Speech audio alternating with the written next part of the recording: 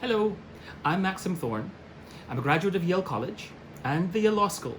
I'm really humbled to be able to speak with you today about painful truths that have been self-evident to Black people in America for centuries, but that are finally becoming evident to lots of white people. In part, we can thank this pandemic. It has paused time together and time apart. Time to listen and see and share and feel and learn. Social distancing and halted economies have begun to clear the toxic gases and gaslighting from our world. The novel coronavirus, existential threat to ourselves, loved ones, neighbors, communities, congregations, businesses, universities, and entire economies have forced empathy on us. We now understand that we're all in the same storm. But what white America and Yale is also finally coming to terms with is that we are not all in the same boat. Is anything truly different? It was 50 years ago that Yale's president, Kingman Brewster, courageously declared that he was skeptical of the ability of Black revolutionaries to achieve a fair trial anywhere in the United States. He said uncertainty on that point had been created by police actions and prosecutions against Black Panthers in many parts of the country. And he called it one more inheritance from centuries of racial discrimination and oppression. Here we are in 2020, and Black people remain targets for injustice and victims of inequity. Black people, including Black Yaleys, have shorter lifespans. Black people suffer much higher levels of underfunded schools, expulsions, police violence, and incarceration and sentencing rates. There are more Black men in jail today than enslaved in 1850. We do not just happen to be vulnerable to police violence or this pestilence called COVID-19. We are specifically targeted for the inhumanity that the entire world is witnessing.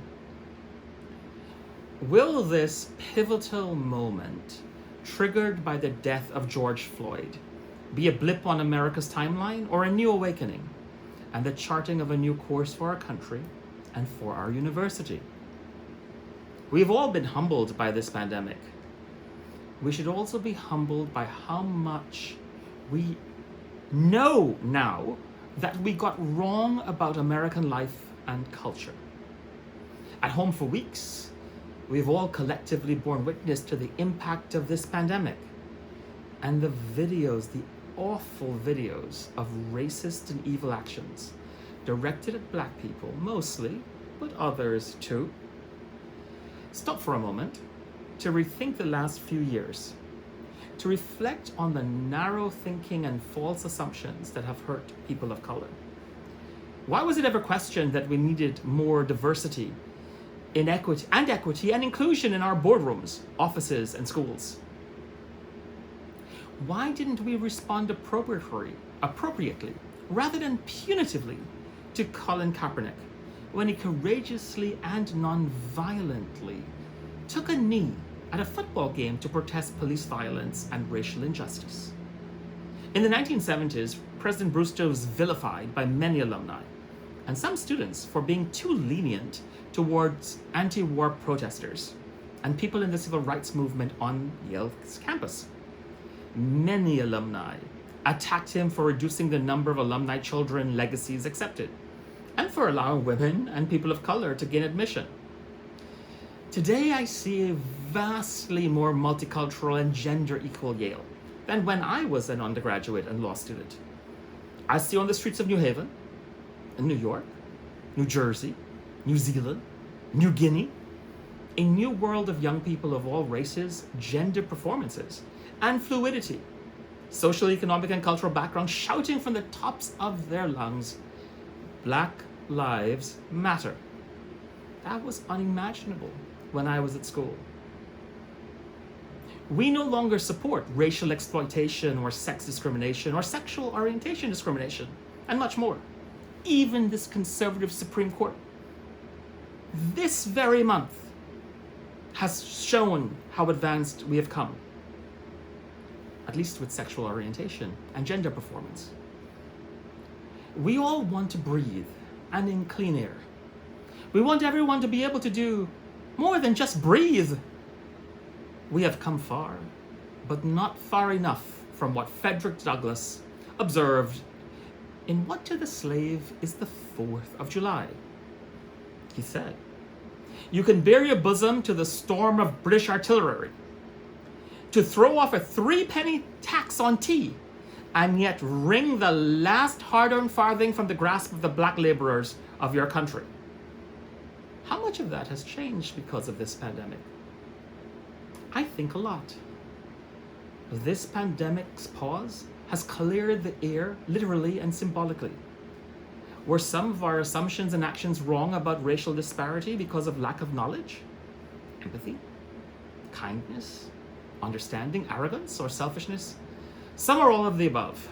For me, it is all. That calls me to make amends, to take action. America needs our awakened voices and votes, now more than ever. It will take a lot of work.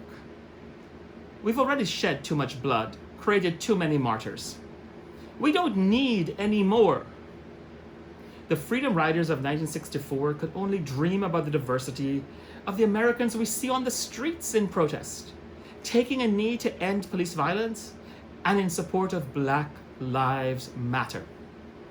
They sing the songs of civil rights. In less than a year after the KKK assassinated Andrew Goodman, James Chaney, and Michael Schwerner, we had the Voting Rights Act in 1965.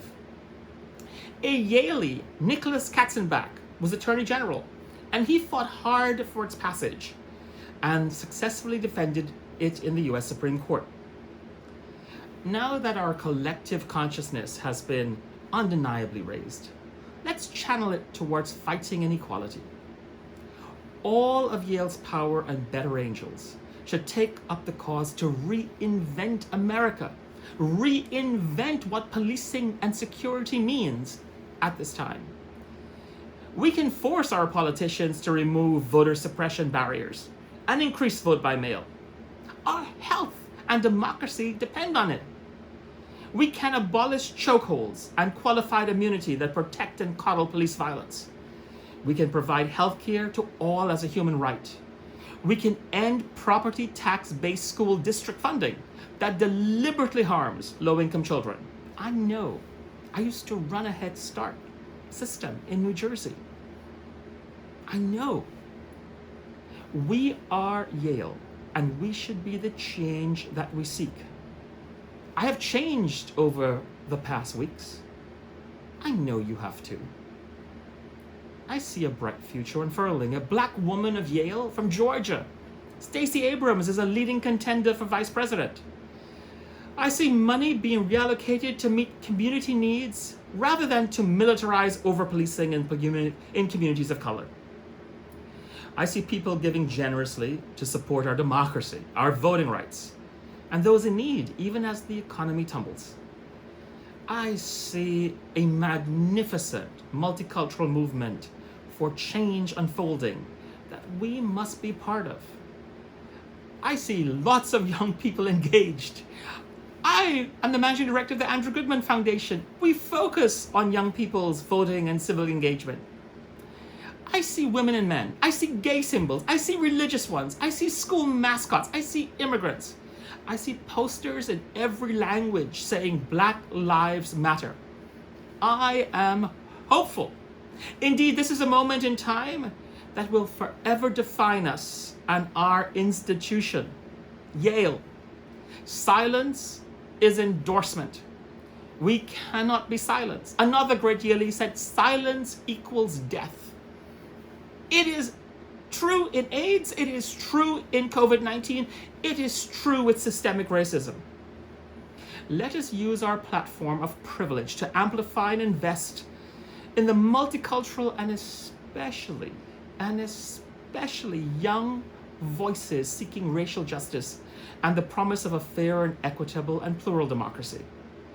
On Yale's coat of arms are the Hebrew words Urim and Thummim, which mean in part to teach and to be true.